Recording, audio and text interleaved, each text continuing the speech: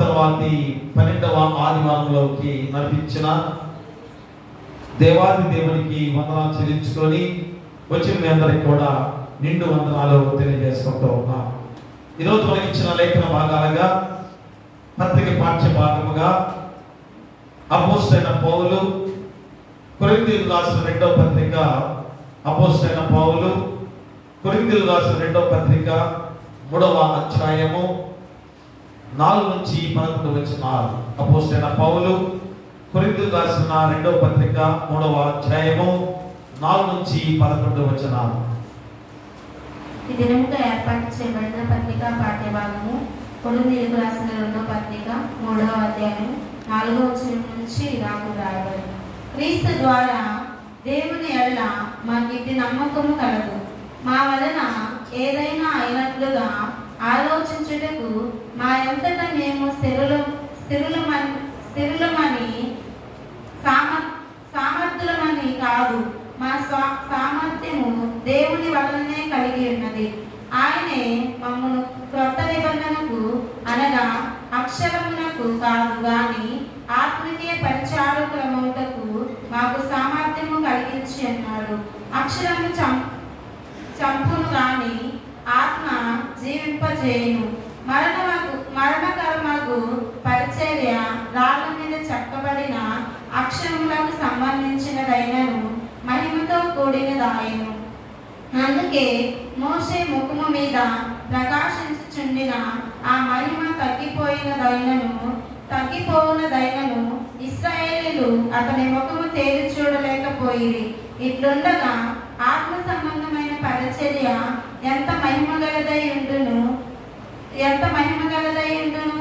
శిక్షా విధికి కారణమైన పరిచర్యే మహిమ కలిగినదైతే నీతికి కారణమైన పరిచర్య ఎంతో అధికమైన మహిమ కలదగును.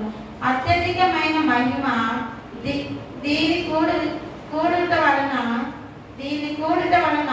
ఇంతకు మునుపు మహిమ కలదిగా చేయబడినది. ఈ విషయంలో మహిమ లేనిదాయను. తగ్గిపోవునదే మహిమ గలదై ఇండిన ఎడల నిలిచినది మరి ఎక్కువ మహిమ గలదై ఉండును కదా. ఇంతటితో పత్రికా పాఠ్యభాగం ముగించబడింది. హల్లెలూయా హల్లెలూయా హల్లెలూయా.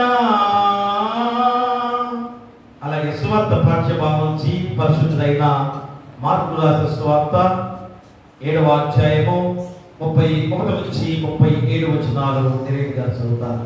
పరిశుద్ధుడైన మార్కు రాసిన సువార్త 7వ అధ్యాయము 31 నుంచి 37 వచనాలు. ఓ ప్రభువా నీకు మహిమ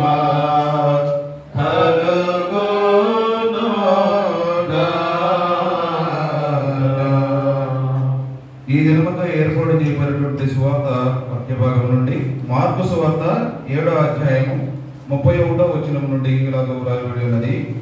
ఆయన మళ్ళా తూరు ప్రాంతంలోకి విడిచి సీదోను ద్వారా దేకాపోలి ప్రాంతముల మీదుగా గలిలయ సముద్రం నందుకు వచ్చాను.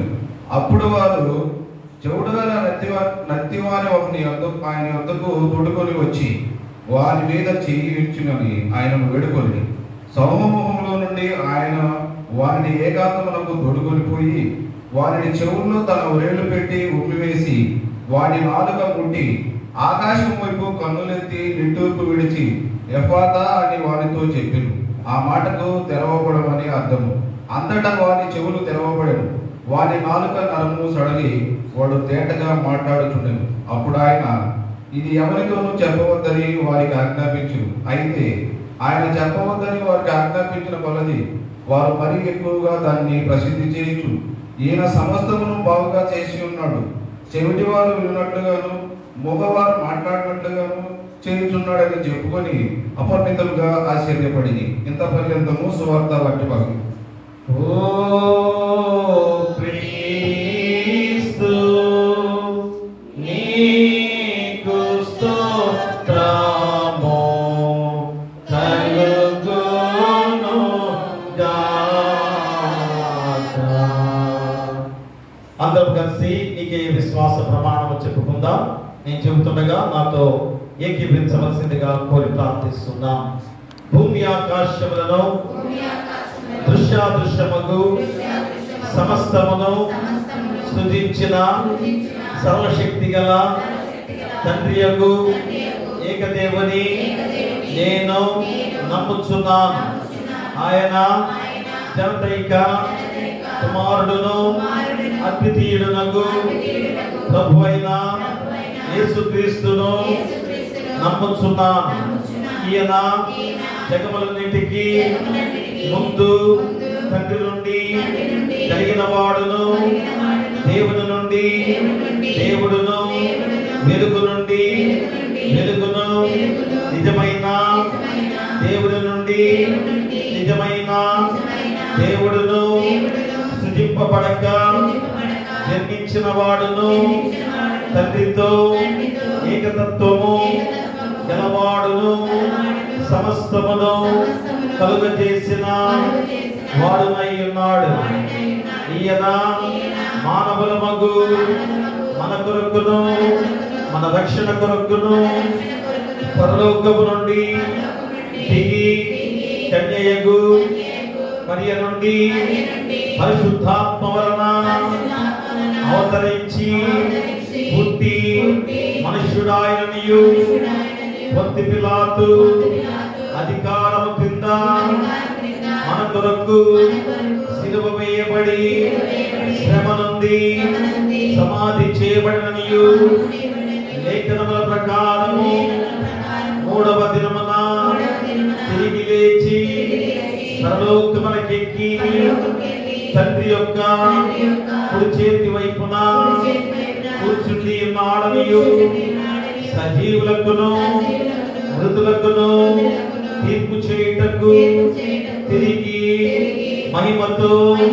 వచ్చుననియు ఆయన రాజ్యమునకు అంతము లేదనియు నమ్ముచున్నాను. తండ్రి నుండి కుమారు నుండి బయలువెడలొచ్చు తండ్రితోనూ కుమారునితోనూ ఏకముగా ఆరాధింపబడుచు మహిమపరపబడుచు ప్రవక్తల ద్వారా మాట్లాడిన వాడును, జీవమునకు దాతయు ప్రభువునకు పరిశుద్ధాత్మను నమ్ముచున్నాను. మరియు పరిశుద్ధమైన క్రైస్తవ అపోస్తులుల ఏక సంఘమును నమ్ముచున్నాను. పాప పరిహారములకైనా ఒకే బాప్తిస్మము ఒప్పుకొనుచు మృతుల పునరుద్ధానము కొరకును రాబోవు లోక సంబంధముగు బ్రతుకు కొరకును నిరీక్షించుచున్నాను. ఆమేన్. దయచేసి కూర్చోండి. ఆంధ్ర క్రైస్తవ కీర్తన పుస్తకం నుంచి 445వ కీర్తన నేను నీ వాడను దేవా అని పాడబడుతుందా. నేను నీ వాడను దేవా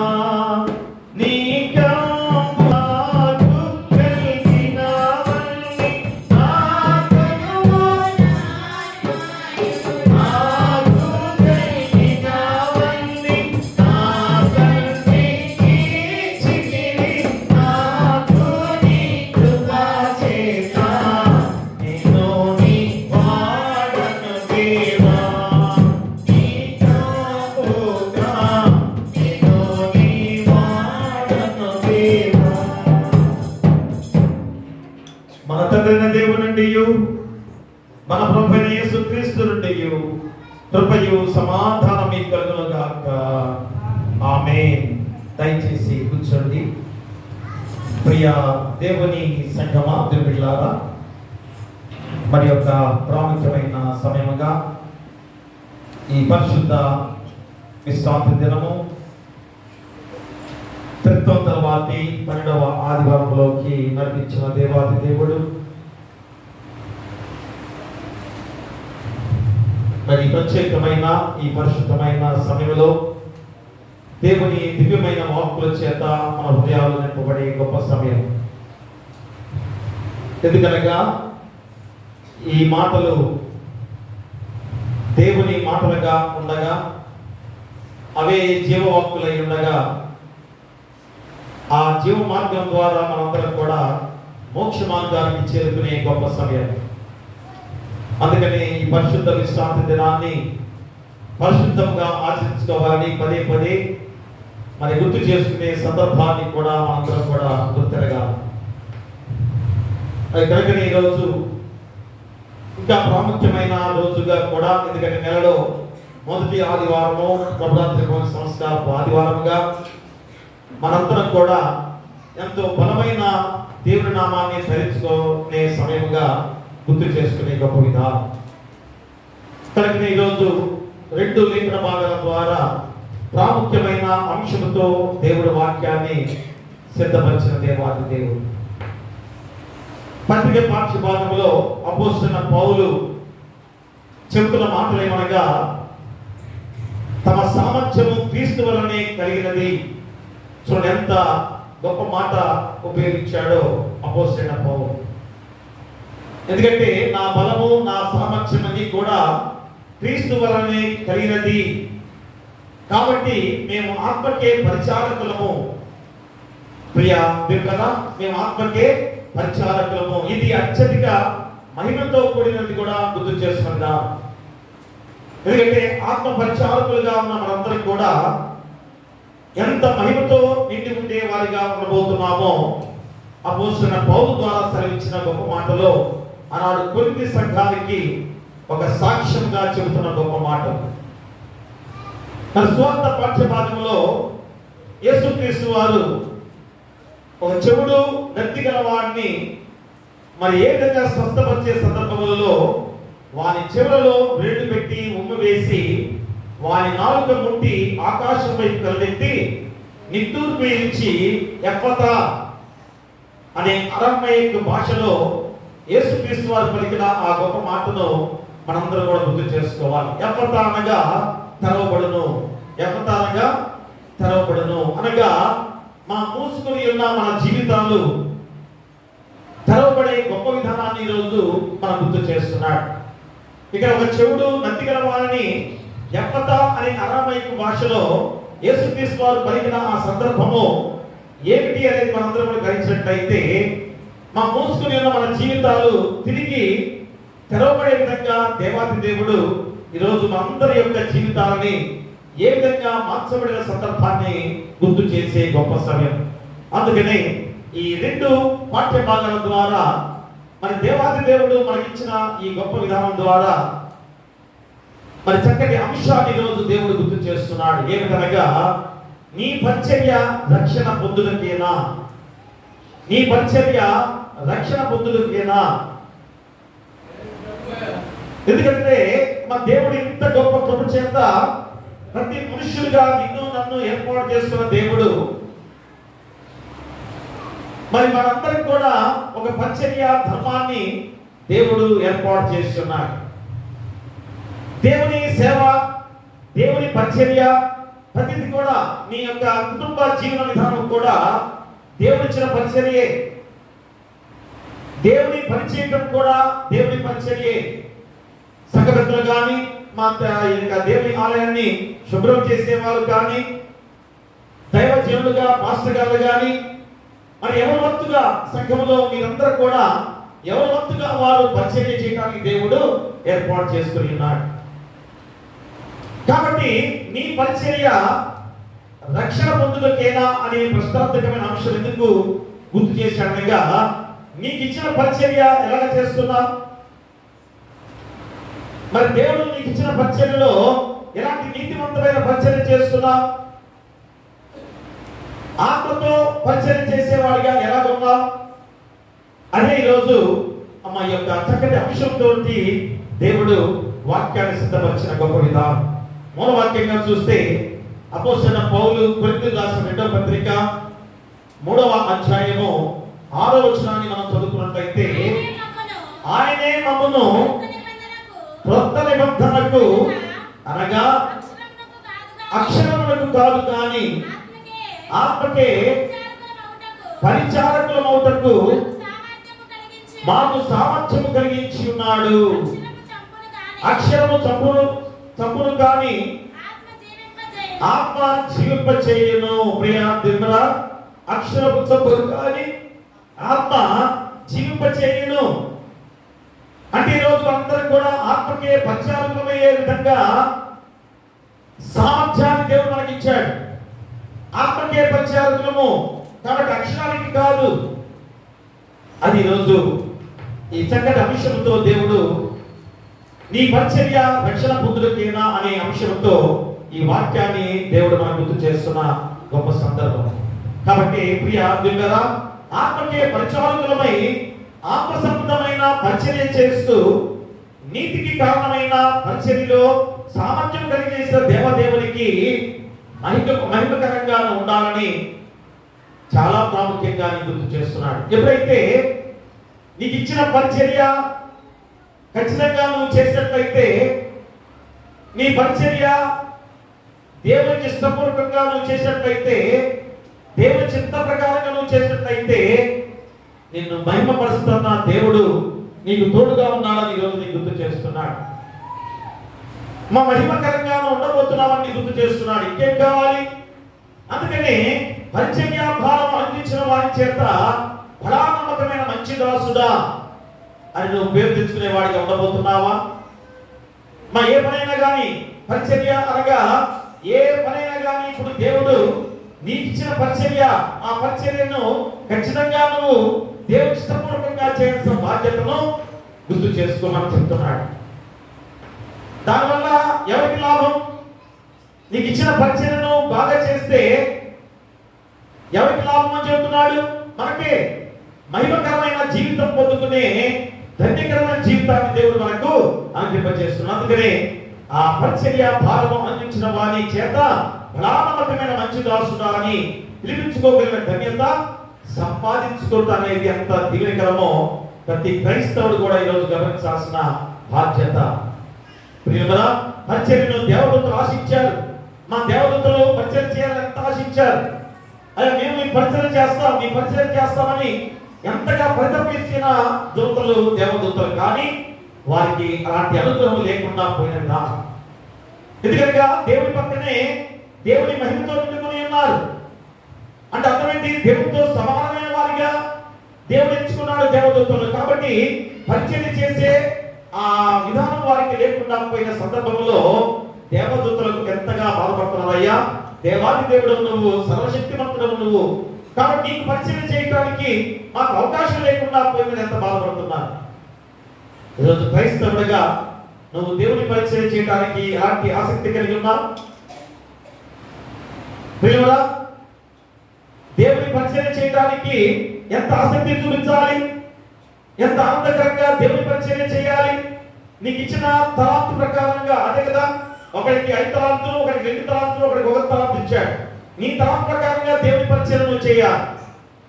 నీకు ఆస్తి ఐశ్వర్యం ఇచ్చాడు, ఏం చేయాలి? మా దేవుని సంఘానికి, దేవుని పనికి నీ యొక్క ధనాన్ని, డబ్బును వెచ్చించాలి. అంతేగాని నాకు ఒక్కరికే డబ్బు ఇచ్చాడు కనుక, ధనం ఇచ్చాడు కనుక నేను ఏదో గొప్పతనం కొరకు నేను చేసేవాడిగా ఉంటాను అనే భావంతో ఉన్నట్లయితే అది నీకు నీ యొక్క పరిచర్య ధర్మంలో అసలైన విధానం కాదని ఈరోజు నీకు గుర్తు చేస్తున్నాడు. నీకు గొప్ప ఉద్యోగం ఇచ్చాడు, లేదా గొప్ప అధికారిగా చేశాడు, లేదా గొప్ప ఐశ్వర్యవంతుడిగా నిన్ను దేవుడు చేశాడు. దేనికి? అమ్మాయి సంఘాన్ని, దేవుడు కట్టబడిన సంఘాన్ని ప్రతి విషయంలో కూడా ప్రోత్సాహకరంగా నీ ధనాన్ని, నీ డబ్బునిచ్చి ఏ విధంగా నువ్వు ప్రోత్సహించే విధానంలో ముందుండాలి. అలాంటి అందరి విషయంలో కూడా పరిచర్య ధర్మాన్ని నువ్వు తిరగవలసిన బాధ్యత. నా సంఘ పెద్దల పరిచర్య, మరి దేవుని ఆలయాన్ని తుడిచే బాధ్యత ఇది నాకేనా, నా ఒక్కరికేనా అనుకునే విధానంలో ఎవరు కూడా ఉండకూడదు. మా ఏది విధమైన ఆశించకుండా చేసే పరిచర్య దేవునికి ఇష్టమైన పరిచర్య. కాబట్టి ఇది ఎంత సంతోషంగా చేయాలి. దేవుని కార్యాన్ని, దేవుని యొక్క పనిని మీ ద్వారా నడిపించుకుంటున్నాడంటే దేవుడు ఎంత సంతోషిస్తున్నాడు. అందుకని ప్రియ దేవుడా, ఈరోజు పరిచర్యలో దేవతను ఆశించారు, కానీ వారు మనకించగా చూడండి పేతురు రాసిన మొదటి పత్రికలో గుర్తు చేస్తున్నాడు పేతురు గారు.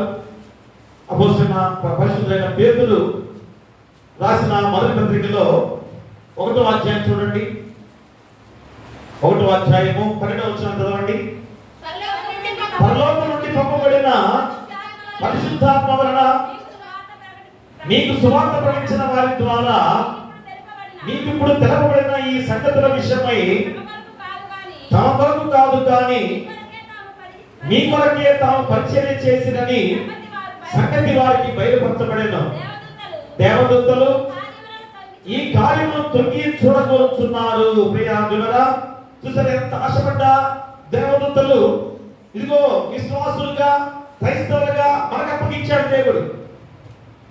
చూడండి ఎంత బాధ్యత పొందుకున్నాం, ఎంత ధన్యకరమైన జీవితాన్ని మనం పొందుకున్నాం.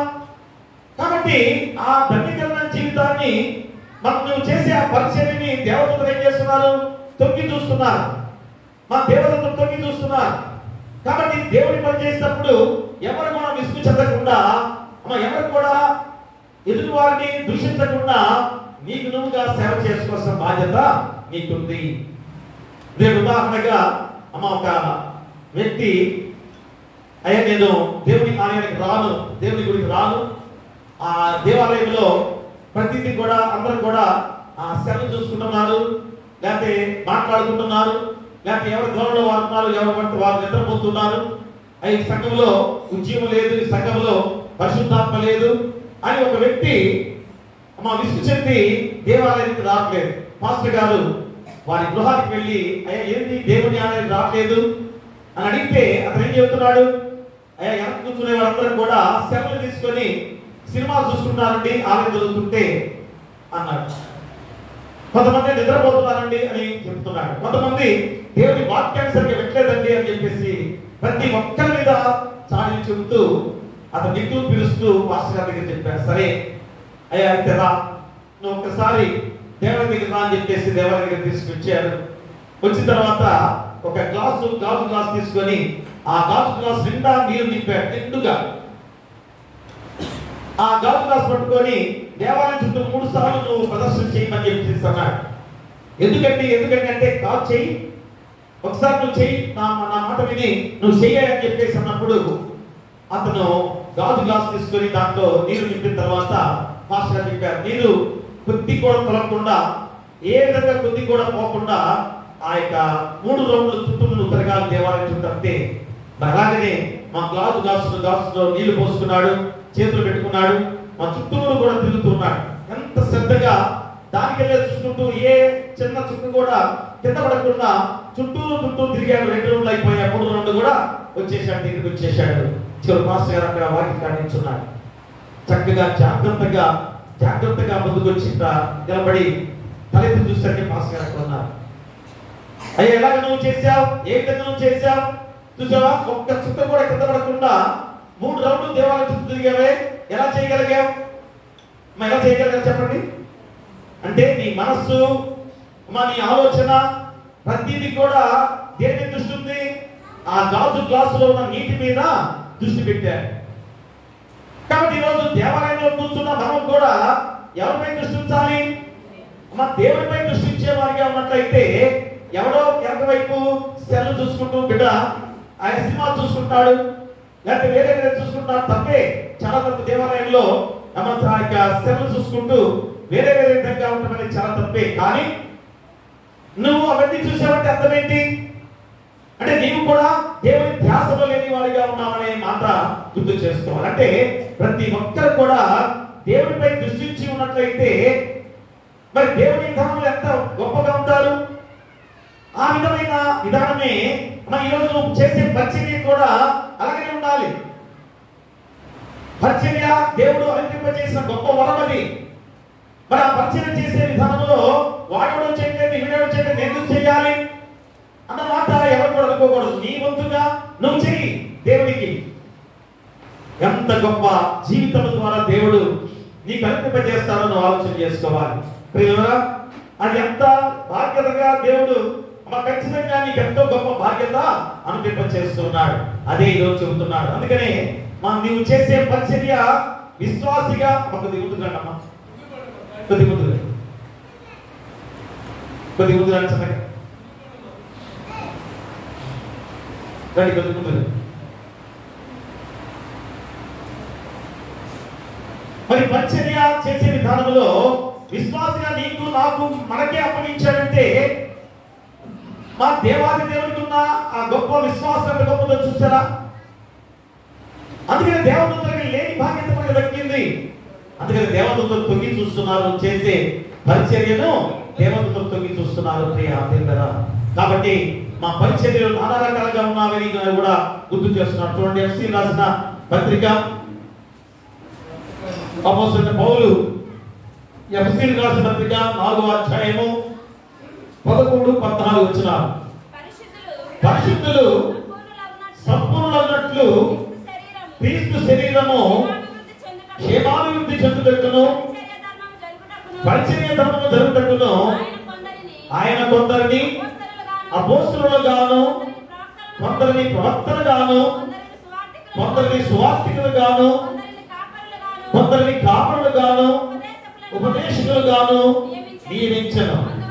అందువలన మనం ఇక మీదట పసిపిల్లలమై ఉండి మనుషుల మాయోపాయముల చేత వంచనతోనూ తప్పు మార్గములకు లాగు కుయుక్తితోనూ గాలి కొట్టుకొని పోవునట్లు కల్పింపబడిన ప్రతి ఉపదేశమునకు ఇటు అటు కొట్టుకొని పోవచ్చు అల్ల చేత ఎగరగొట్టబడిన వారమైనట్లుండక. ప్రియ దేవుడారా, దేవుడు ఎంతో గొప్ప పరిచర్య నీకు ఇచ్చాడు. ఒక్కొక్కరికి ఒక రకమైన పరిచర్య దేవుడు అర్పించాడు. అలాంటి పరిచారకులకు అవసరమైంది సంఘమును సంరక్షించవలసిన బాధ్యత ప్రతి ఒక్కరికి కూడా ఉందని గుర్తు చేస్తున్నాడు.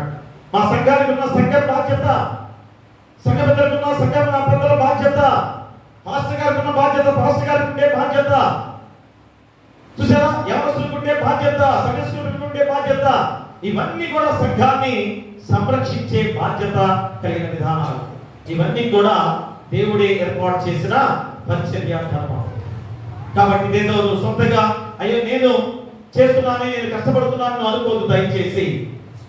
అది దేవుడు నీకు అనుగ్రహింపజేశాడంటే ఎంత ధన్యత.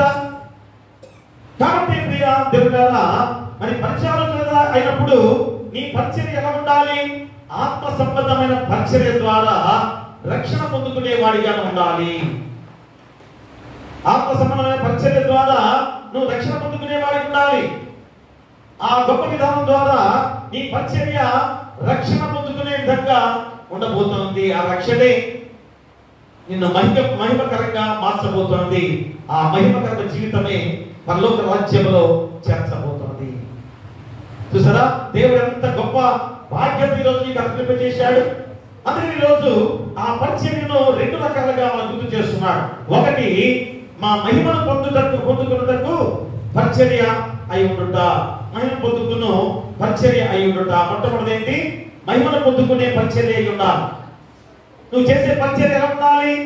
నువ్వు మహిమను పొందుకునే పరిచర్య అయి ఉండాలి.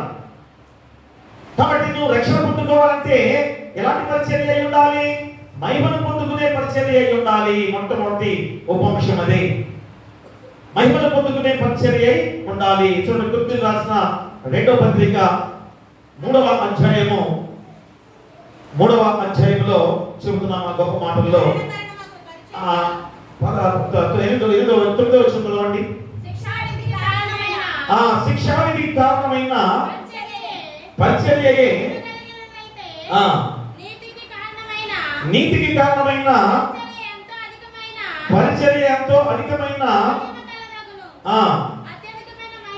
అత్యధికమైన మహిమ. చాలండి, శిక్షావిధికి కారణమైన పరిచర్యయే మహిమ కలిగినదైతే నీతికి కారణమైన పరిచర్య ఎంతో అధికమైన మహిమ కలదగ్గును. ప్రియ దేవుడా, శిక్షావిధికి కారణమైన పరిచర్య ఏంటది? మా ధర్మశాస్త్రం ద్వారా వచ్చిన పరిచర్య. అంటే ఆనాడు సినాయి పర్వతం మీద మోషే ఆ యొక్క ధర్మశాస్త్ర ప్రకటన తీసుకుంటే ఏమైంది? ఆ ధర్మశాస్త్రం మీద ఉన్న దేవుడి రాత ఏమైంది? మా మహిమ ప్రకాశమానంగా ఆ ఆ యొక్క మోషే కూడా వెలిగిపోతున్నాడు మహిమకరంగా. చూసారా?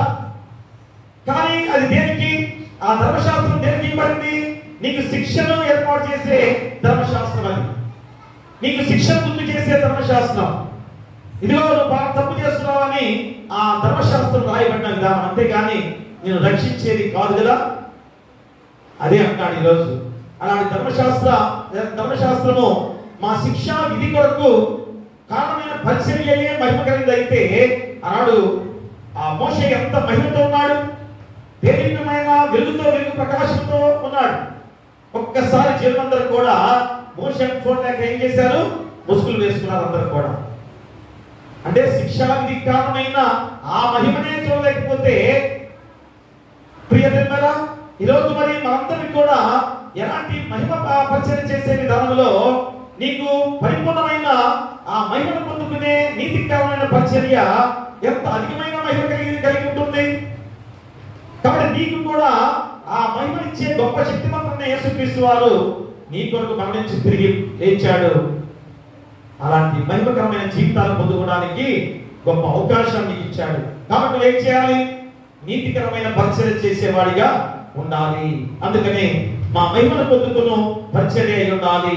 మరి అక్షరము కాదు కానీ ఆత్మీయ ప్రచారకులకు మాకు సామర్థ్యం కలిగించున్నాడు దేవుడు అని గుర్తు చేస్తున్నాడు. అక్షరం అంటే అర్థమైంది. మా అక్షరానికే కాదు కానీ ఆత్మీయ ప్రచారకులము. ధర్మశాస్త్రం విషయంలో చెప్తున్నాడు. ధర్మశాస్త్రము అక్షరంతో ఉంది కదా, మరి దానికి ప్రచారకం కాదు, మనం ఆత్మకి ప్రచారములుగా ఉన్నామని గుర్తు చేస్తున్నాడు. కాబట్టి అక్షరానుసారమైన పరిచర్య, ఆత్మానుసారమైన పరిచర్య ఉన్నాయని ఖచ్చితంగా మనం గ్రహించాలి. మరి ఇంట్లో అక్షరము చంపును కానీ ఆత్మ ఏం చేస్తుంది? జీవింపజేస్తుంది. చూసారా?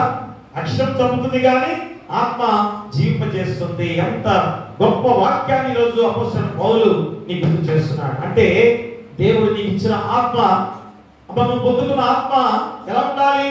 ఆ ఆత్మతో నువ్వు ప్రచారం చేయాలి, పరిచర్య చేసేవాడికి ఉండాలి. కాబట్టి కొరింథీయులకు రాసిన 2వ పత్రిక 3వ అధ్యాయం 7వ వచనం చదవండి. మరణకారణముకు పరిచర్య రాళ్ళ మీద చెక్కబడిన అక్షరములకు సంబంధించినదైనను మహిమతో కూడినదాయను. అందుకని మోషే ముఖం మీద ప్రకాశించుచుండిన ఆ మహిమ తగ్గిపోవదైనను ఇశ్రాయేలీయులు అతని ముఖము తేరి చూడలేకపోయింది. ఇట్లుండగా ఆత్మ సంబంధమైన పరిచర్య ఎంత మహిమకరమై ఉండును. ప్రియా విమరా, అక్షరంతో రాసిన ఆ రాతలే ఇంత మహిమకరంగా ఉండగా ఆ సీనాయి పర్వతం మీద మోషే ఎలాంటి మహిమ పొందుకున్నాడో మనందరికీ తెలుసు కదా.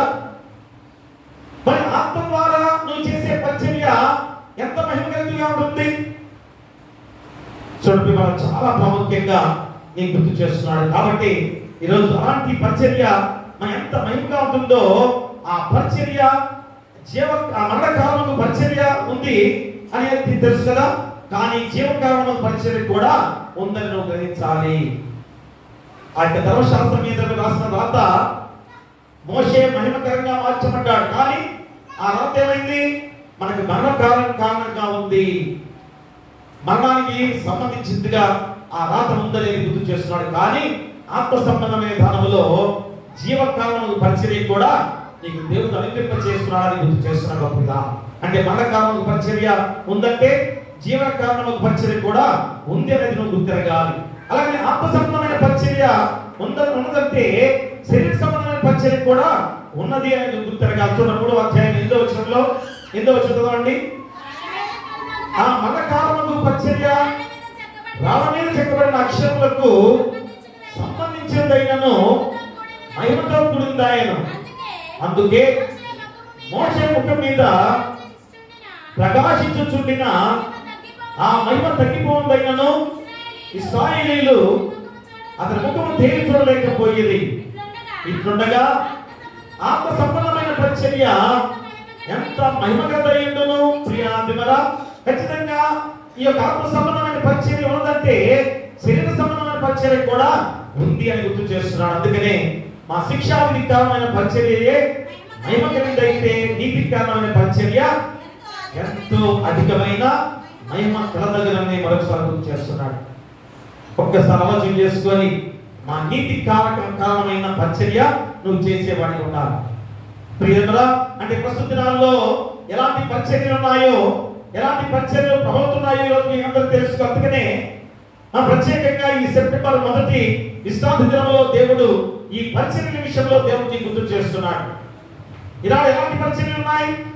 ఒకవేళ ఆత్మానుసారమైన పరిచర్య, జీవకాలం పరిచర్య, నీతి కాలం పరిచర్యలో పాలిభాగస్తులు కాకపోతే, చూడండి ఇక్కడ పరిచర్య విధానాలు 3గా చెప్పబడ్డాయి. ఒకటేంటి, 3 పరిచర్య విధానాన్ని గుర్తు చేస్తాం. ఒకటి ఆత్మానుసారమైన పరిచర్య, రెండోది జీవకారణము పరిచర్య, మూడోది నీతి కారణముకు పరిచర్య. ఈ 3 నీలో లేకపోతే, ఇలాంటి పరిచర్యలు చేయకపోతే ఎలాంటి స్థితి నీకుందో చూడండి. ఒకసారి పరిశుద్ధులైన యోహాను రాసిన 2వ పత్రిక చూడండి. యోహాను రాసిన 2వ పత్రిక 9 నుంచి 11 వచనం చదవండి.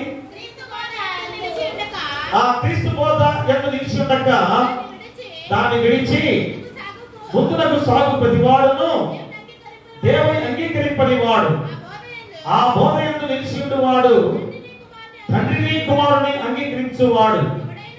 ఎవడైనను ఈ బోధను తేక నీ యొద్దకు వచ్చిన వారిని నీ ఇంట చేర్చుకొనవద్దు, శుభమని వారితో చెప్పవద్దు. శుభమని వారితో చెప్పువాడు వారి దుష్ట క్రియలో పాలివాడదును. ప్రేమరా, అలాంటి బోధ చేసేవారిని, అలాంటి పరిచర్య చేసేవారిని మీరు శుభమని చెప్పవద్దు. ఇంటికి కూడా రానివద్దని ఖచ్చితంగా చెప్తున్న మాటలు.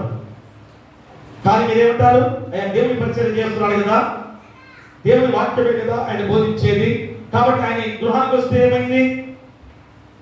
మాస్టర్ గారు నీకేమైనా అసూయ, మీ సంఘానికి ఏమైనా దెబ్బ తగిలిద్దామే అని అనుకుంటున్నారు కదా. మా దేవుని వాక్యమే బోధిస్తుంది. ఎందుకు? మా దేవుని పరిచర్య ఎంతగా జరుగుతుంది, దేవుని వాక్యం ప్రతిరోజు ఎలాగ వినబడుతుంది, అన్ని విషయాల్లో ప్రతిదీ కూడా దేవాలయంలో జరుగుతుంది కదా. మరి ఎవరో మీ ఇంటికి ఎందుకు వస్తున్నారు? అలాంటి పరిచర్య, అలాంటి చేసే బోధకులు మా పరిచర్యగా దేవునికి ఇష్టమైందేనా? సంఘాన్ని పాడు చేసే పరిచర్య దేవునికి ఇష్టమైందేనా? మీరు ఆహ్వానించుకునే విధానము దేవునికి ఇష్టమైందేనా? అది మనం గ్రహించుకోవాలి. అదే చెప్తున్నాడు ఇక్కడ, క్రీస్తు బోధ యందు నిలిచి ఉండక దాన్ని విడిచి ముందుకు సాగు ప్రతి వాడును దేవుని అంగీకరింపని వాడు, ఆ బోధ యందు నిలిచి ఉండేవాడు తండ్రిని కుమారుని అంగీకరించువాడు. ఎవరైనా ఈ బోధను తేక మీ ఎంతకు వచ్చిన వాడిని ఎంత చేర్చుకోవద్దు, శుభమని వారితో చెప్పవద్దు. శుభమని వారితో చెప్పువాడు వారి దుష్ట క్రియలలో పాలివాడదును. ఎంత ఖండితమైన వాక్యమో చూసారా ప్రియా దగ్గర. ఇలాంటి వాక్యాన్ని తెలుసుకొని కూడా మనం ఏం చేస్తున్నాం? సంఘానికి, మన సంఘం కొద్ది పర్లేదు, ఇక్కడ కట్టిపడుతుంది కనుక వేరే వేరే సంఘాలు మన దగ్గరికి తక్కువ రావడం కదా. కానీ తెలియని రీతిలో కొన్ని వచ్చాయి, దాన్ని గ్రహించలేకపోతున్నాం కదా. కానీ కొన్ని ఊళ్ళలో, ఒక చిన్న ఊళ్ళో 10-12 సంఘాలు ఉంటాయి. 10-12 సంఘాలు ఉంటున్నాయి. చిన్న ఊళ్ళో ఒక 50 కుటుంబాలు కూడా లేని సంఘాలు. అలాంటి పరిచర్య దేవునికి ఇష్టమైన పరిచర్య కాదని మన దేవుని వాక్యం బోధిస్తుంది కదా. ఈరోజు మనం కూడా అలాంటి ప్రోత్సహించే వారికి ఉన్నామా? అలాంటి పరిచర్య దేవునికి ఇష్టమైన పరిచర్య కాదు ప్రియ. అందుకనే అక్షరం అనగా అర్థం ఏంటి? అక్షరం చంపును కానీ ఆత్మ జీవింప చేయను. చూసారా, చాలా గొప్ప మాట. అక్షరం చంపును కానీ ఆత్మ జీవింప చేయను. అక్షరం అంటే అర్థం ఏంటి? ధర్మశాస్త్రం. అక్షరం ఏంటి? ధర్మశాస్త్రము. ఆత్మ అంటే అర్థం ఏంటి? సువార్త. ఆత్మ అంటే అర్థం ఏంటి? సువార్త. అక్షరం అంటే అర్థం ఏంటి? ధర్మశాస్త్రం. ధర్మశాస్త్రం ఏం చెప్తుంది? నీ తప్పును వేలెత్తి చూపించింది కదా. అంటే నువ్వు మరణానికి కారణం అయ్యే విధంగా ధర్మశాస్త్రం నీకు వేలెత్తి చూపిస్తుంది. అది చంపే విధానమే కదా. కానీ ఆత్మ ఏం చేసింది? నిన్ను జీవింప చేస్తుంది. అంటే సువార్త నిన్ను జీవింప చేస్తుంది. అదే యోహాను సువార్త 1వ అధ్యాయం చూడండి ఒకసారి. యోహాను సువార్తలో 1వ అధ్యాయము 17వ వచనం చదవండి. ధర్మశాస్త్రము మోషే ద్వారా అనుగ్రహింపబడెను, కృపయు సత్యమును యేసుక్రీస్తు ద్వారా కలిగెను. ప్రియులారా, చూడండి, ధర్మశాస్త్రం మోషే ద్వారా అనుగ్రహింపబడింది. కానీ కృపయు సత్యము దేని ద్వారా? యేసుక్రీస్తు ద్వారా వచ్చిన గొప్ప విధానం ఉపయోగించారా. కాబట్టి ధర్మశాస్త్రం అక్షరమనగా ధర్మశాస్త్రము, ఆత్మనగా సువార్త. సువార్త అంటే అర్థం ఏంటి? మంచి మాట. దేవుని మాటే మంచి మాట. దేవుని మార్గంలో నడిపించుటే మంచి మాట. దేవునిలో ముందుకు సాగటమే మంచి మాట. ప్రేమరా, కాబట్టి ఈరోజు కృపా సత్యాన్ని ఇచ్చిన ఆ దేవుని వైపే నువ్వు మళ్ళాలి. ఆ దేవుని స్వార్థను నువ్వు చేయాలి. కాబట్టి దేవుని స్వార్థ చేసే ప్రతి వారు కూడా, అంటే దేవుని స్వార్థ చేయడానికి అర్థం ఏంటి? నేను కూడా బయట పెట్టుకొని దేవుని వాక్యాన్ని చెప్పే స్వార్థ మాకు కాదు. మంచి మాట, మంచి పని, మంచి కార్యాలు. ప్రతి ఒక్కరికి మీ యొక్క తలాంతు చొప్పున దేవుడు ఏర్పాటు చేశాడు. అదే తలాంతుల్లో 5 తలాంతుల ఒకరికి, 2 తలాంతుల ఒకరికి, 1 తలాంతు దేనికి? మీ సామర్థ్యం కొరకు దేవుడు మీకు అనుగ్రహింపజేశాడు. దాని ప్రకారంగా మీరు చేయాల్సిన బాధ్యతను గుర్తు చేసే గొప్ప విధానం. అందుకనే యేసు ఈ లోకంలో పుట్టి మా ధర్మశాస్త్రం పరిసమాప్తి చేసి దాని స్థానంలో సువార్తను ప్రవేశపెట్టిన గొప్ప సందర్భమే ఈరోజు ఈ సువార్తికుడు, ఈ యొక్క పరిశుద్ధుడైన పౌలు ద్వారా, అపోస్తలుడైన పౌలు ద్వారా చెప్పబడిన మాటలు. కాబట్టి అక్షరానుసారమైన దానిని ఆత్మానుసారంగా మార్చిన యేసుక్రీస్తు వారు. అక్షరానుసారంగా ఉన్న దాన్ని ఆత్మానుసారంగా మార్చాడు. కాబట్టి ప్రస్తుత ధర్మశాస్త్ర స్థానంలో సువార్త ఉన్నది అని నువ్వు గుర్తెరగా, ఈ సువార్త ఎలాంటిది అనగా రక్షణ సువార్తగా, దేవుని రాజ్య సువార్తగా, మా దేవాది దేవుడు సమాధాన సువార్తగా మనకు అనుగ్రహింపజేసిన గొప్ప విధానం. చూసారా? రక్షణ సువార్త, మా దేవుని రాజ్య సువార్త, సమాధాన సువార్త. కాబట్టి ఈ సువార్తలో పాలిభాగులుగా మనం ఉన్నాం. ఈ సువార్తలో నీవు, నేను, అందరం ఉన్నామంటే అది ఎంత ధన్యకరమైన జీవితాన్ని పొందుకున్నాం. కాబట్టి ప్రియ దేవులారా, 3 పరిచర్య ధర్మాల గురించి చెప్పాడు కదా. ఒకటి ఆత్మతో పరిచర్య, రెండోది నీతి కారణమైన పరిచర్య, మూడోది మరణ కారణమైన పరిచర్య. అంటే ఆత్మతో పరిచర్య అనేది చూడండి, కొరింథీయులకు రాసిన 2వ పత్రిక, కొరింథీయులకు రాసిన 2వ పత్రిక 3వ అధ్యాయం 8వ వచనంలో చెబుతున్నాం చూడండి. మరణకాలముకు పరిచర్య రాళ్ళ మీద చెక్కబడిన అక్షరములకు సంబంధించినదైనను మహిమతో కూడినదాయను. అందుకనే మోషే ముఖం మీద ప్రకాశించుచుండిన ఆ మహిమ తగ్గిపోవడైనను ఇశ్రాయేలీయులు అతని ముఖము తేలి చూడలేకపోయేది. ఇట్లుండగా ఆత్మ సంబంధమైన పరిచర్య ఎంత మహిమగలదైనను. చూసారు? ఆత్మతో పరిచర్య అంటే అర్థమేంటి? దేవుని చేత సామర్థ్యం అనుగ్రహింపబడిన వారు చేయగలిగిన పరిచర్య. ప్రియరా, దేవుని చేత సామర్థ్యం అనుగ్రహించబడిన పరిచర్య. మా అపోస్తలుడైన పౌలు ఏమైనా ఆశించాడా? ఏమైనా ఆశించి పరిచర్య చేశాడా? లేదు. అతను డేరాలు కుట్టుకుంటూ మా జీవనాన్ని సాగించుకుంటూ పరిచర్య చేశాడు. ఎన్ని సంఘాలు కట్టాడు, ఎన్ని సంఘాలు ప్రోత్సహించి నడిపించాడు. చూడండి, దేవుని చేత సామర్థ్యం పొందుకున్నాడు కనుక ఎన్ని దెబ్బలు తిన్నా గానీ, ఎన్ని ప్రమాదకరమైన సంఘటనలు వచ్చినా గానీ ఆత్మతో పరిచయం చేసిన వాడు కనుక ఈరోజు అపోస్తలుడైన పౌలు పేరు ప్రతి ఒక్క క్రైస్తవుడు కూడా చెప్పుకుంటున్న విధానం. కాబట్టి దేవాసక్తితో మీద ఆసక్తి కలిగి ఉన్నాము. ఆ ఆసక్తి సంఘాన్ని సిద్ధపరచడంలో ప్రతి పవిత్రురాలైన కన్యకగా ఒక్కడే పురుషుడికి అనగా క్రీస్తును సమర్పించవాలని ప్రయాసపడటంలో ఆత్మ పరిచారకులుగా గుర్తింపబడ్డారు. ప్రేమ చూసారా? సంఘాన్ని ఎలా సిద్ధపరిచి ఒకడే పురుషుడుగా ఆ పురుషుడు కన్యగా ఏకంగా సమర్పించబడే విధంగా సంఘాన్ని తీర్చిదిద్దబడిన గొప్ప విధానమే అపోస్తలుడైన పౌలు చేసిన పరిచర్య, ఆత్మ పరిచర్య. ఈరోజు నీవు కూడా అదే పరిచర్య చేయాలి. ఎందుకంటే ఉదాహరణగా వచ్చిన మాట ఏమవుతుంది, నవ్వుకోవడం చెబుతున్నాను కానీ అది సీరియస్ కాదు. ఉదాహరణకి మనం భోజనాలు ఏర్పాటు చేసుకుంటాం కదా, ఇలాంటి దేశంలో పర్టికులర్ అంటే చిన్న మాట అంతే. అంటే అన్ని విషయాల్లో, ఏ విషయంలో కూడా దేవుని దగ్గర ఏది మనం ఆశించకూడదని చెప్పడానికి ఆ మాట చెబుతాను. ఆ రోజు ఇంచుమించు పెరుగు బకెట్ ఎన్ని వస్తాయి? దాదాపు 10-12 దాకా వస్తాయి. నేను చూస్తాను, సరదాగా నేను చూస్తాను, దాన్ని జోక్గా చెబుతున్నాను. 10-12 వస్తాయి. ఆ 10-12 బకెట్ల కోసం ఎంతమంది అది నేను తీసుకెళ్ళాలని మా ఆడపడతారు, పోరాడతారు నేను చూస్తున్నాను. అంటే సరదాగా చెప్పిన మాట కాదు, సీరియస్ కాదు. కానీ అది ఎందుకు చెబుతున్నానంటే మా దేవునికి సంబంధించిన ఏ వస్తువైనా మనం తీసుకోవాలనే ఆశ ఉండకూడదు. మా దేవుని యొక్క ఆలయంలో దేవుని యొక్క పరిచర్యకి సంబంధించిన ఏదైనా కానీ మనం పొద్దుకోవాలనుకోకూడదు. నువ్వు ఇస్తే పర్లా, ఆ రోజు భోజనాలు ఏర్పాటు చేసిన వాళ్ళు ఉంటారు, కుటుంబ సభ్యులు కదా, వాళ్ళు నీకు ఇస్తే మంచిదే, తప్పుగా. కానీ అది నాకు కావాలి, నేను తీసుకోవాలి అని దేవాలయంలో ఏదైనా కానీ, ఏ వస్తువైనా కానీ, ఏదైనా కానీ, ఏ విషయమైనా కానీ ఏది మనం తీసుకోకుండా ఉండాల్సిన బాధ్యత క్రైస్తవుడిగా, సంఘంగా మనందరిపై ఉంది. అదే పరిచర్య విధానాల్లో ఒక భాగంగా నీకు గుర్తు చేస్తుందా. మరి ఇంకా ఏంటి అంటే, ధనికుడు డబ్బున్న వాడు ఏం చేయాలి?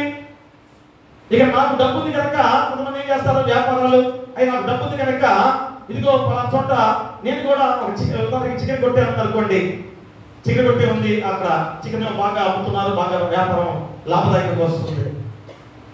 బాగా డబ్బున్న వాడు ఏం చేస్తాడు, అరే అతనికి బాగా లాభం వస్తుంది, మరి నేను కూడా అక్కడ పక్కనే ఒక చికెన్ కొట్టు నేను కూడా పెట్టుకుంటే నాకు కూడా లాభం వస్తుందని మా పక్కనే ఒక చికెన్ కొట్టు పెట్టుకుంటారు కదా. అది మంచిదేనా? అలాంటి పరిచర్య కరెక్టేనా? ఎందుకు చెప్తున్నానంటే ఆ మాట ఉదాహరణ చెప్తున్నాను. మనం ఏం చేస్తున్నాం, దేవుని పరిచర్య చేసే విధానంలో మనం ధనవంతుడిని డబ్బున వాడు ఏం చేయాలి, మా దేవుని సంఘానికి ఏది అవసరమో, సంఘానికి ఏది కావాలో దేవుడికి ఇచ్చాడు, నీకు తలాంతుగా నువ్వు ఇచ్చి ఆ సంఘాన్ని అభివృద్ధి చేసే విధానంలో ఉండాలి. అంటే నేను కూడా ఒక పాస్టర్గా ఉండబోతాను అనుకుంటే అది తప్పైన విధానమే ప్రియా దేవుడా.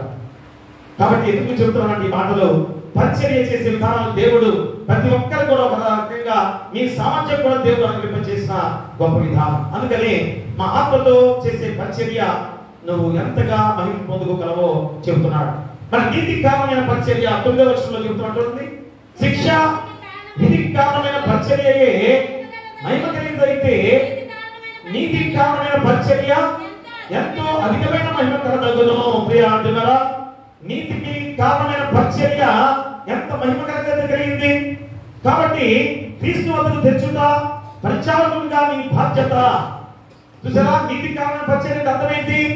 ఎవరైతే దేవుడి దగ్గర రాకుండా లేకుండా ఉన్నారో వారి దేవుడి దగ్గర నడిపించడమే నీతికి కారణమైన పరిచర్య. అదే మత్తయి సువార్త చూడండి ఒకసారి. మత్తయి సువార్త 15వ అధ్యాయం చూడండి ఒకసారి. మత్తయి సువార్త 15వ అధ్యాయంలో 30వ వచనం చదవండి. 30వ వచనం. బహు జన సమూహములు ఆయన వద్దకు పుట్టివారు, మృతివారు, మూగవారు, అంగహీనులు మొదలైన అనేకులను తీసుకుని వచ్చి ఆయన పాదముల యొద్ద పడవేసిరి, ఆయన వారిని స్వస్థపరిచెను. ప్రియులారా, చూసారా, నీకు ఇస్తుందా?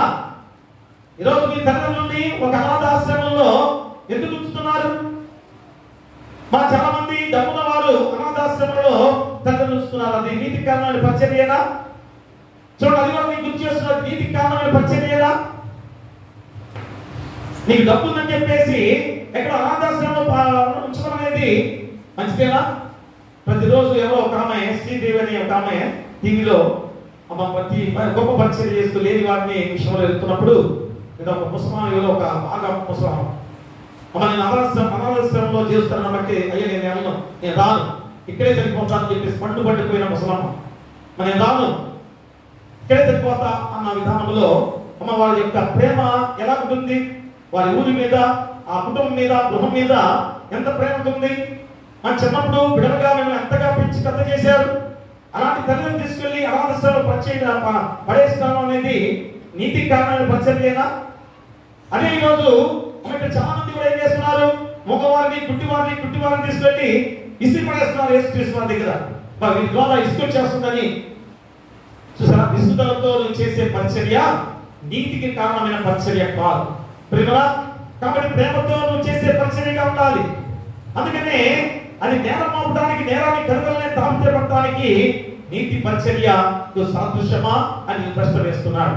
యోహాను సువార్త 2వ అధ్యాయం చూడండి ఒకసారి. యోహాను సువార్త 2వ అధ్యాయంలో 17వ వచనం చూడండి. 17వ వచనం. ఆయన శిష్యులు నీ ఇంటిని గురించిన ఆసక్తి నన్ను భక్షించునని రాయబడినట్లు జ్ఞాపకం చేసుకునేది. ప్రియా పేరు బిడ్డారా, ఆయన శిష్యులు నీ ఇంటిని గురించిన ఆసక్తి నన్ను భక్షించునని రాయబడినట్లు జ్ఞాపకం చేసుకునేది. నీ ఇంటిని గురించి ఆలోచించే చేయాలి. నీ ఇంటిని రక్షింపజేసుకునే వాడిగా ఉండాలి. అదే ఈరోజు ఈ లేఖన భాగాన్ని అనుభవించగలిగిన వాడు నీతికి పరిచారకుడిగా కాగలిగిన వాడు. కాబట్టి నువ్వు ఏ విధమైన ఇష్టతలతో కాకుండా ప్రేమతో చేసే ఆ పరిచర్య నీతి కారణము పరిచర్యగా ఉంటుంది. ఇక మూడవది మరణ కారణము పరిచర్య. చూడండి, కొరింథీయులకు రాసిన 2వ పత్రికలో 7వ వచనంలో చెప్తున్నాడు ఆ మాట కదా. 7వ వచనం ఏమన్నాడు? మరణ కారణము పరిచర్య. చాలా ప్రేమరా ఎలాగా మా యోనా గ్రంథంలో ఏం జరిగింది చాలా మందికి తెలుసు కదా. యోనా విషయంలో యోనాను దేవుడు ఏమన్నాడు? ప్రవక్తగా ఏర్పాటు చేసుకున్నాడు. అయ్యా యోనా, నిన్వే పట్టణానికి పోయి ఆ ప్రజలు పాపంలో ఉన్నారు కనుక అయ్యా పాపం నుంచి రక్షించబడే వారిగా మీరు ఉండండి అని నువ్వు వెళ్ళి ఆ నిన్నే ప్రజలు చెప్పు అని చెప్తే యోనా ఏం చేశాడు? అయ్యా వారు రక్షించబడటం ఏంటి? పాప జీవితంలో ఉన్న వారు రక్షించబడాలా, వారు సరిపోవాలి అని కోరుకున్నాడు. అది మరణకాలంలో పరిచర్య ప్రేమరా. అది నీకు కూడా మరణకాలం పరిచర్యే కదా. యోనా ఏమైపోయాడు? అలాంటి స్థితి పొందుకున్నాడు. మరణమయ్యే స్థితికి దిగజారిపోయాడు. ఎప్పుడైతే ఎదుటివాడి మరణాన్ని కోరుకున్నాడో, ఎదుటివాడి శ్రేష్ఠ కోరుకోకుండా ఉన్నాడో, యోనాకు కూడా అలాంటి స్థితి వచ్చింది. అలాంటి స్థితిలోంచి మళ్ళా తేరుకొని దేవుడిని వేడుకున్నాడు కనుక దేవుడు మళ్ళా యోనాను ఎంతగా బ్రతికింపజేసిందా ప్రేమరా. కాబట్టి మృతుల కంటే చచ్చుటకు మేలు. యోనా గ్రంథంలో 4వ అధ్యాయంలో 8వ వచనంలో ఆ మాట అమ్మ యోనా అన్న మాటే ఏమంటాడు? చాలా. ఎందుకంటే బ్రతుకు కంటే నాకు చచ్చుట మేలు అంటాడు. ఎందుకని? అమ్మ నిన్నే ప్రజల్ని రక్షించమని చెప్తే, నిన్నే ప్రజల్ని రక్షించాలని కోరితే దేవుడు వారిని రక్షించవద్దు అని చెప్పేసి తన చావు కూడా సిద్ధపడ్డాడు.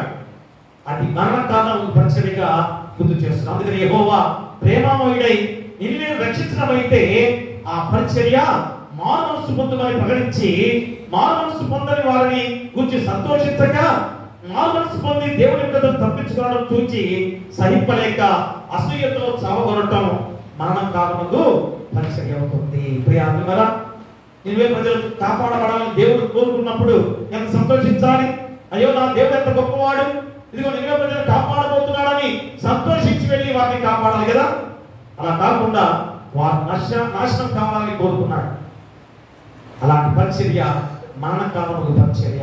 అది మనలో చాలా మంది అలాంటి స్థితిలో ఉన్నవారు ఎంతో మంది ఉన్నారు ప్రేమరా. కాబట్టి ఎప్పుడైనా కానీ గుర్తెరిగి మా అలాంటి పరిచర్య మనం చేసేవారికి ఉండకూడదు.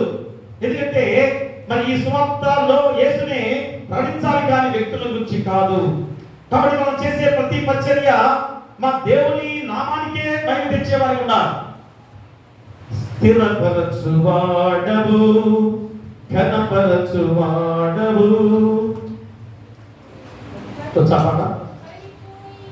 పడిపోయిన చోటే నిలబెట్టువాడవు, ఘనపరచువాడవు, హెచ్చించువాడవు, మా పక్షము నిలిచి జయమిచ్చువాడవు, స్థిరపరచువాడవు, ఘనపరచువాడవు, పడిపోయిన చోటే నిలబెట్టువాడవు.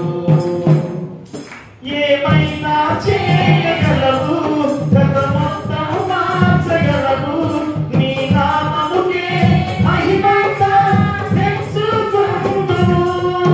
ఏమైనా చేయగలవు, మొత్తం మార్చగలవు, నీ నామముకే మహిమంతా తెచ్చుకొందువు. యేసయ్యా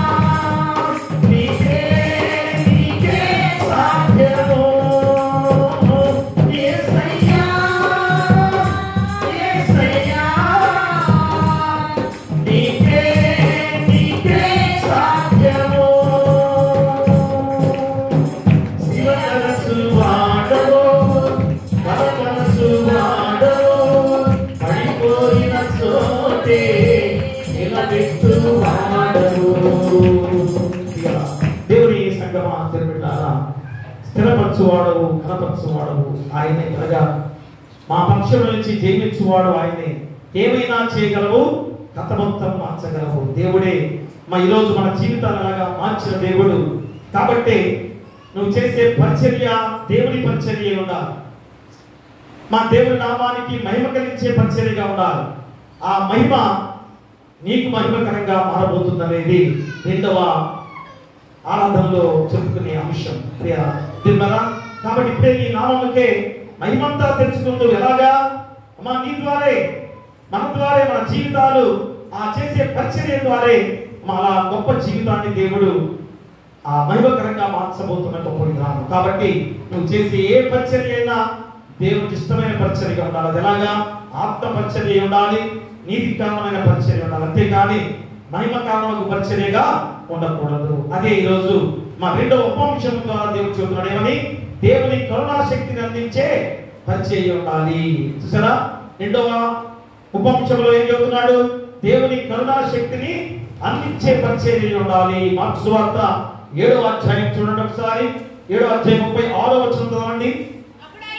అప్పుడు ఆయన ఇది ఎవరితోనూ చెప్పవద్దని వారికి ఆజ్ఞాపించెను. అయితే ఆయన చెప్పవద్దని వారికి ఆజ్ఞాపించిన కొలది వారు మరి ఎక్కువగా దాన్ని ప్రసిద్ధి చేయొచ్చు. ఈయన సమస్తమును బాగుగా చేసి ఉన్నాడు. ప్రియమురా, ఎంత గొప్ప మాట చూడండి. ఈరోజు రెండవ ఉపంశంలో ఇక్కడ ఒక నత్తి చెవుడు నత్తి కలిగిన వాడు యేసుక్రీస్తు వారి దగ్గరికి తీసుకొచ్చిన సందర్భం. అంతకన్నా పైన కూడా ఒక గొప్ప అద్భుత కార్యం చేశాడు. ఏ కార్యం అది? ఆ సునికరికియ వంశమును పుట్టిన గ్రీసు దేశస్థురాలు ఆమె తన కుమార్తెలో నుండి ఆ దెయ్యం వెళ్ళగొట్టుమని ఆయన వేడుకున్నాను. చూసారా? అంతకుముందే మా దెయ్యాన్ని వెళ్ళగొట్టాడు. సునికరికియ స్త్రీ యొక్క కుమార్తె యొక్క దెయ్యాన్ని వెళ్ళగొట్టినది దేవాది దేవుడు. వెంటనే ఎక్కడికి వచ్చాడు? తూర్పు ప్రాంతం విడిచి సీదోను ద్వారా దెకపొలి ప్రాంతం మీదుగా గలిలయ సముద్రం వద్దకు వచ్చాను. చూసారా? ఎందుకు దేవుడు వస్తున్నాడు? నిన్ను నన్ను రక్షింప చేయడానికి దేవుడు వస్తున్నాడు. నిన్ను నన్ను కాపాడడానికి దేవుడు వస్తున్నాడు. నిన్నందరూ రక్షణ మార్గంలో నడిపించడానికి యేసుక్రీస్తు వారు ప్రయాణం చేస్తున్నాడు. అలాంటి సందర్భంలో ఒక చెవుడు నత్తి కలిగిన ఒక వ్యక్తిని యేసుక్రీస్తు వారి దగ్గర తీసుకొచ్చిన సందర్భం. కాబట్టి అక్కడ యేసుక్రీస్తు వారు ఏం చేశాడు? అక్కడ దేవుని కరుణ శక్తిని ప్రభావాన్ని చూపించిన యేసుక్రీస్తు వారు వెంటనే యేసుక్రీస్తు వారి దగ్గరికి వచ్చిన ఆ వ్యక్తిని యేసుక్రీస్తు వారు ఏం చేశాడు? చూడక తన పేరు పెట్టి ఉమ్మి వేసి వాని నాలుగు ముట్టి ఆకాశం కళ్ళెత్తి నీ తూర్పు విడిచి ఎప్పతా అని వారితో చెప్పాను. ఆ మాటకు అర్థమైంది తెరవబడును. ఇదే భాష? అరమేయకు భాష. అరమేయకు భాషలో యేసుక్రీస్తు వారు ఎప్పతా అని పిలిచాడు. అంటే అర్థమైంది తెరవబడును. ఏది తెరవబడేది? ఆయన చెవులు, నాలుక సడలింది. అదే కాదు, మూయబడిన ప్రతి హృదయం కూడా తెరవబడుతుంది అని గొప్ప అర్థాన్ని ఇచ్చే ఎప్పత అనే పదాన్ని ఉపయోగించిన సందర్భం. ప్రియమరా, కాబట్టి ఈరోజు మూసుకుపోయిన చెవులు, ఆ నాలుక మాట్లాడే మాట నాలుక అంటే వినుట, చూడండి అక్కడ పలుకుట, రెండు కూడా దేవాది దేవుని యొక్క కరుణ శక్తితో ఆ ప్రభావంతో ఏ విధంగా ఆ మనిషి ముందుకు సాగిన పరిచర్య యేసుక్రీస్తు వారు చేసిన పరిచర్య. ఈరోజు అలాంటి పరిచర్య నువ్వు చేసేవాడిగా ఉన్నావా? అందుకని చెవులే ఉన్నాడు, అయ్యా నేను స్వస్థపరిచానని చెప్పేసి ఎవరికి చెప్పవద్దు అని అక్కడి నుంచి వెళ్ళిపోయాడు యేసుక్రీస్తు వారు. ఎందుకని? స్వస్థత పరిచర్య ఒక్కటే ఈరోజు లోకంలో ఎక్కువగా ముందుకు సాగుతున్న పరిచర్య అయిపోయింది కదా. ప్రతి ఒక్కరు కూడా నేను స్వస్థపరుస్తానండి అని చెప్పేవారు ఎక్కువైపోయారు. కానీ దేవాది దేవుని రక్షణ మార్గంలో, పాపాన్ని విడిచే మార్గంలో నడిపించే విధానంలో ఎవరు కూడా లేకుండా పోయారు. స్వస్థపరుస్తాం రండి అంటారే కానీ మనం కూడా అస్వస్థగా ఉన్నప్పుడే దేవుడి దగ్గర వెళ్తున్నాం. కానీ అసలైన పరిచర్య ఏమిటో, అసలైన మార్గం ఏమిటో, అసలైన రక్షణ మార్గం ఏంటో తెలుసుకోలేక జీవిస్తున్నాం. అందుకని యేసుక్రీస్తు వారు అయ్యా నేను స్వస్థపరిచానని ఎవరికీ చెప్పొద్దు. ఎందుకన్నాడు? ప్రియా అర్జునులారా, ప్రతి ఒక్కరం కూడా ఆ విధమైన ఆలోచనతో మనం ఉన్న వారిగా జీవిస్తున్నామేమో. కాబట్టి స్వస్థపరచడం ద్వారానే రక్షణ పొందుకోలేవు. మనం స్వస్థపరిస్తే రక్షణ పొందుకోగలవా? నిన్ను జ్వరం నుంచి రక్షించాడు దేవుడు, లేకపోతే గుండె ఆపరేషన్ నుంచి రక్షించాడు దేవుడు, లేకపోతే వేరే జబ్బు నుంచి రక్షించాడు దేవుడు. నువ్వు రక్షణ భాగ్యాన్ని పొందుకున్నట్టేనా? నువ్వు రక్షణ పొందుకున్నట్టు ఏం చేయాలి? ఏం చేయాలి? నీలో ఉన్న పాప జీవితాన్ని వీడి మళ్ళా నూతన జీవితం ద్వారా దేవునికే సమర్పించుకోవాల్సిన బాధ్యత. ఈరోజు స్వస్థ పట్ట వరకే అనుకుంటున్నారు మనందరం కూడా కదా. అందుకని బోధకులు కూడా స్వస్థపరిచర్య ఎక్కువ అయిపోతుంది కదా. అందుకని యేసుక్రీస్తు వారిని స్వస్థపరిచినట్టు ఎవరికి చెప్పొద్దు. ఎన్నో సందర్భాల్లో ఆ మాట ఉపయోగించాడు. కాబట్టి ఇక్కడ నీ పాపాన్ని ఒప్పుకునే విధంగా ఉండాలి. అంతేగాని స్వస్థపరిచే స్థలాలే అనుకున్నావేమో. స్వస్థపడి నువ్వేం చేయాలి? నీ పాపాన్ని ఒప్పుకొని రక్షణ పొందుకునే వాడిగా ఉండాలి. అదే ఈరోజు ఈ అంశం ద్వారా ఈ పరిచర్య రక్షణ పొందుకునేనా అని చెప్పబడిన గొప్ప విధానంలో యేసుక్రీస్తు వారే ఈరోజు అలాంటి గొప్ప సందర్భం ద్వారా నీకు గుర్తు చేసిన సందర్భమే ప్రియ అర్థంగా. అందుకని రాజు రెండో గ్రంథంలో చెప్పబడిన మాట కూడా అదే కదా. ఏం చెప్పాడు రాజు 2వ గ్రంథంలో 5వ అధ్యాయం 15వ వచనంలో ఎంత గొప్ప మాట ఉపయోగించే సందర్భం. దైవజనం దగ్గరకు తిరిగి వచ్చి చింతగించుము, ఇశ్రాయేలులో ఉన్న దేవుడు తప్ప లోకమంతటను మరి ఒక దేవుడు లేడు. ప్రియమరా, చూడండి, నయమాను కుష్ఠరోగం ద్వారా మా దేవుడే స్వస్థపరిచాడని తెలుసుకున్నవాడు కనుక మా దేవాది దేవుడి దగ్గరికి మోకరిల్లి తన పాపాన్ని ఒప్పుకున్నాడు. మా జక్కని కూడా తన పాపాన్ని ఒప్పుకున్నాడు. చూసారా, అలాంటి రక్షణ పొందుకునే విధానంలో పరిచర్య కొనసాగాలి. అదే యేసుక్రీస్తు చేసిన పరిచర్య విధానాలు. ప్రియమరా, మరి నీ పరిచర్య ఎలా ఉండాలి?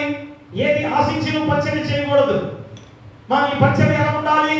దేవుని ఇష్టమైన పరిచర్యగా, ఆత్మ పరిచర్య చేసేవాడిగా, నీతి కారణమైన పరిచర్యగా ఉండాలి. కానీ మరణ కారణములు పరిచర్యగా ఉండకూడదు. ప్రియ అర్థమదా?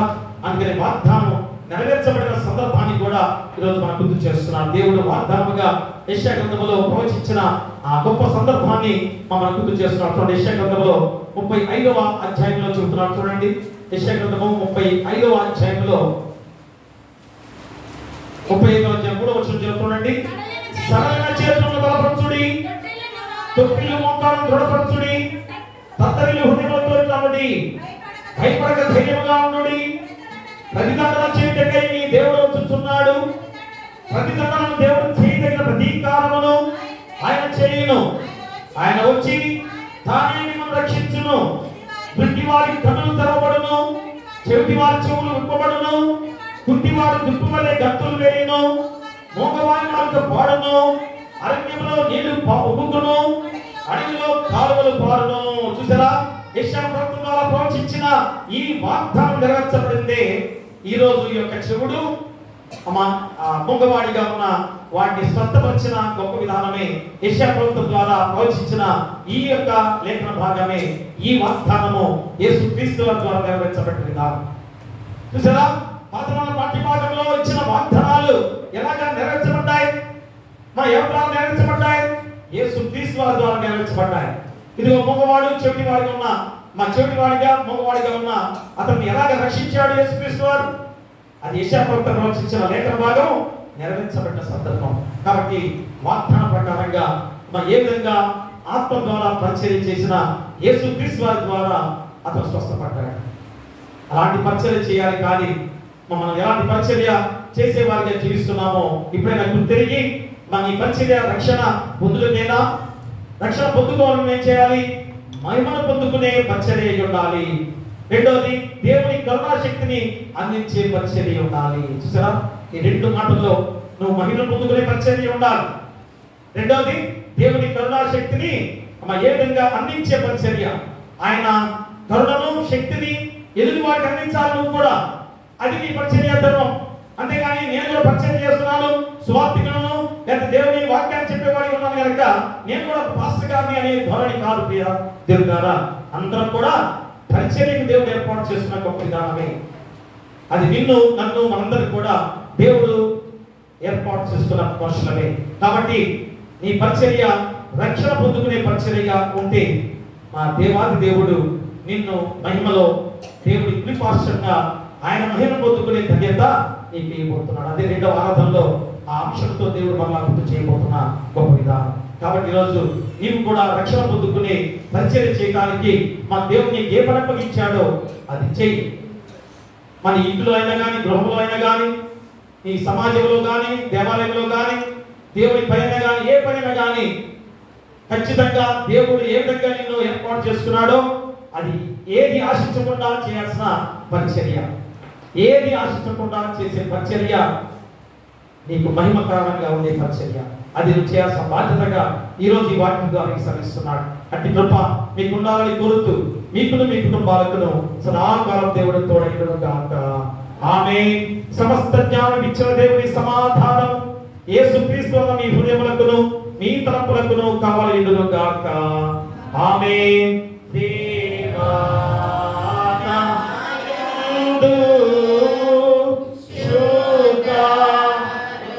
శుద్ధహృదయము కలుగచేయుము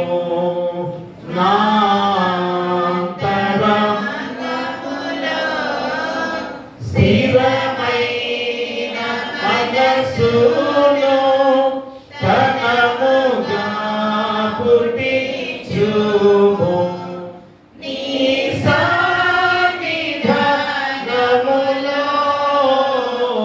నుండి నన్ను త్రోసివేయకుము నీ పరిశుద్ధాత్మను నా యొద్ద నుండి తీసివేయకుము నీ రక్షణానంద నాకు మర్యాద పుట్టించుము సమ్మాకి గల మనసు కాలుగా చేసి నన్ను దృఢపరచుము. దయచేసి కూర్చోండి. మొదటి కానుక ముక్కుడి కానుక తెచ్చుకుంటే మరి ముందుకు వచ్చి దేవుని ఆశీస్సులు పొందుకోవాల్సిందిగా